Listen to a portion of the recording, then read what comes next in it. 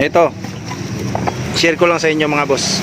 Yung cylinder head bearing sa may camshaft. Ito yun. Yung rubber seal nandito sa camshaft nakatutok. Tapos yung open nandun sa likod.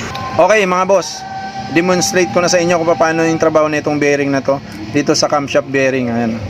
Ganyan kasi yung posisyon niya sa loob. Bakit silyado ito?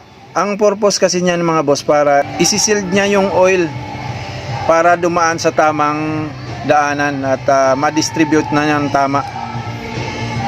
Andito kasi yung oil galing sa oil pump, dadaan dito tapos lulusot dito sa butas na yan ng camshaft at lulusot dito sa dalawang butas para maiwasan yung metal friction nitong rocker arm tsaka sa camshaft. At the same time, yan na rin yung mag-lubricate ng mga ibang parts dito sa cylinder head. At ito, mayroon din butas. Oh. Yan, rocker arm na yan. Pagka open yan, dito na lang lulusot yung oil. Imbis na dadaan muna sana dito, dito na lulusot sa bearing na yan.